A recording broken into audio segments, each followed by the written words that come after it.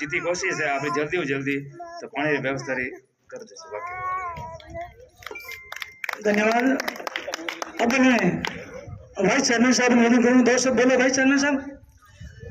भाई साहब, भाई साहब बोलो। आओ, हालांकि पहले आप बोले लेकिन आप मुना थोड़ा साग नहीं साहब। बोले बाबूजी महाराज की, बोले बस्ती नगर की। ये ऐसा आज इस आंगनबाड़ी कार्यक्रम में अपन बीच में लोकप्रिय विधायक और अपन सबरी बातें सुनने वाला अपन लोकप्रिय एमएलए साहब अर्जुन लाल जी गर्ग साहब और बिलाड़ा रहे प्रथम नागरिक और विकास पुरुष श्रीमान रूप सिंह जी परियार साहब और अपन बीच में विराजमान हमारे सीडीपीओ साहब जो अपन कहते ही बात एमएलए साहब ने बात कही और सीडीपीओ साहब ने बात सुनी और अपन काम करियो। और इन बीच में विराजमान अपने पूर्व नगर अध्यक्ष बाबूलाल जी राठौड़ साहब और हमारे पूर्व साथी वाइस चेयरमैन श्रीमान कानाराम जी पटेल साहब और यहाँ विराजोड़ा सभी हमारे यहाँ स्थानीय पार्षद मैम जी और यहाँ विराजे हुए सभी मेहमानगण। मैं आपने कहना चाहूँगा पानी की व्यवस्था मैं आपने पहले बताई दी और विस्तार रूप में एमएलए साहब बताया ना। एमएलए साहब ने कहना चाहूँ था कि सब पानी हटे चैन गोभी वाली टंकी रो पानी तो सब बढ़िया इन ढाणी में रहे बना साहब पानी वही डाल पड़े और सब पहले वो इन बात रही थी आपने ध्यान है सबसे आप बता देजो और मैं ये बात के और समाप्त करूँ सर। धन्यवाद। धन्यवाद चेयरमैन साहब। लेकिन मैं एमएलए साहब में निवेदन वो करूँ कि जो हमारे उच्च जलाशय बन जा टंकी बन जा लेकिन टंकी रो बेरो मत आप अलग निकाल दो लेकिन ढाणी रो पाइपलाइन अलग होनी चाहिए। 100-200 घर बस्ती है इवनी सक बटू आपने जोड़ दो इन्हों बेरान जोड़ दो दोनों जल जो प्रेशर है वो कम पड़ जाए जन मतुबल वंचित रहना। तो इन वास्ते एक बार चाहे छोटी जेलर बनावट है या जो भी टाका में करो आप डायरेक्ट एक ढाणी वास्ते अलग पाइपलाइन करे जो ताकि अगला बेरा आराम जुड़ सके इन प्रेशर कम नहीं हुए। अब में समय का अभाव है क्योंकि साहब को सीएम की वॉइस कॉन्फ्रेंस है तो मैं समय का अभाव है। इससे पहले मैं चेयरमैन साहब निवेदन करूं साहब ने एक और अपन हरदेव रो बिजली नाडी रोड रो आज 50 गांव लागे 5 रोड मैं रूप सिंह जी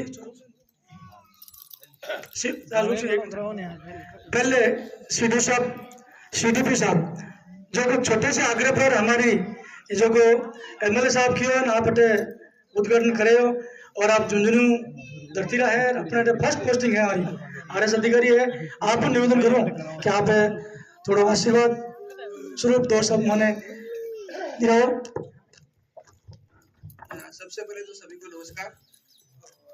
और जैसा कि सर ने काफी प्रयास किए और इसका नाम जैसे उन्होंने रिकमेंडेशन में डाला बंद करियो यहाँ पे नया सेंटर होना चाहिए कि सर के प्रयासों की वजह से यहाँ संभव हो पाया कि अपन सब यहाँ पे बैठे हैं। और अब जो आंगनवाड़ी में बेसिकली 6 सेवाएं मिलती है अपने यहाँ पे तो उसमें मेन जो है वो पोषण और स्वास्थ्य से रिलेटेड है अपने। तो जैसे पोषार मिलता है उसमें गर्भवती महिलाओं के लिए मिलता है और इसके साथ ही जैसे गर्भवती महिला होती है तो उसके लिए एक स्कीम है प्रधानमंत्री मातृत्व वंदना योजना। तो उसके तहत 2 किस्तों में 5,000 रुपये मिलते हैं 3,000 प्लस 2,000 ऐसे करके। तो उसके लिए भी आप जैसे ही कोई गर्भवती होती है तो उसके दौरान जो आंगनवाड़ी वर्कर यहाँ पे है अभी जैसे पिंकी जी है तो उनको अतिरिक्त चार्ज दिया है और जनवरी में अपन नए भर्ती करेंगे इसके लिए। तो उसके लिए गांव के ही जैसे यहाँ पे महिलाएं हैं उसकी कंडीशन ये होती है कि यहाँ की लोकल होनी चाहिए जो यहाँ पे रहती है और प्लस इसकी जैसे एजुकेशन क्वालिफिकेशन है उसके आधार पे अपन अपॉइंट करते हैं। तो वो जैसे नोटिफिकेशन आएगा तो आप भी यहाँ पे बता देंगे और अपन एक अखबार में भी न्यूज़ उसकी देते हैं।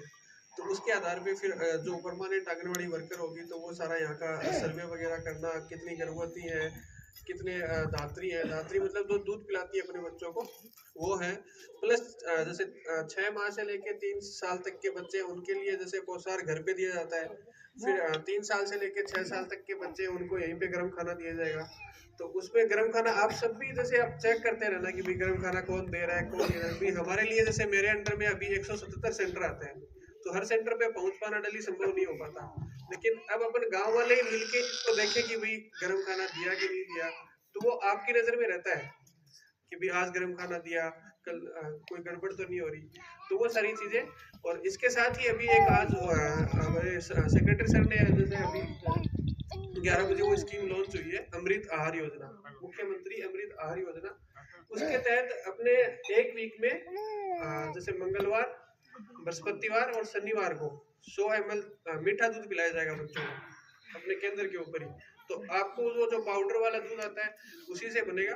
तो आप खुद भी चेक करते रहना कि भाई यहाँ पे अपने केंद्र पे दूध मिल रहा है कि नहीं मिल रहा है ना। नहीं मिल रहा हो तो आप मेरे को डायरेक्ट संपर्क कर लेना अपने ऑफिस में, है ना, या फिर वर्कर को बोल दो कि हम शिकायत करेंगे। तो फिर वो आप जैसे आप लोग खुद शामिल होगे ना तभी ये ढंग से काम करेगी, वरना तो फिर ये ऐसे ही रह जाएगा सारा काम।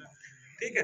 और इसमें मैंने अपने जैसे पोषण का काम हो गया और स्वास्थ्य का काम, दो जानकारी, और उसके बाद वैक्सीनेशन का काम है, रेफरल की सर्विसेज होती है, ये सारी होती है।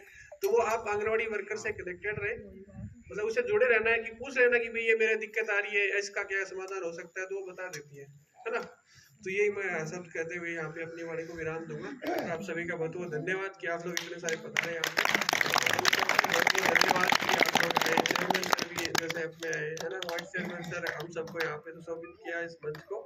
तो आज बहुत अच्छा लगा यहाँ पे आके, और मेरी पोस्टिंग के बाद सर ये मेरा पहला ही प्रोग्राम है जैसे मैं यहाँ पे, तो बहुत अच्छा लगा है।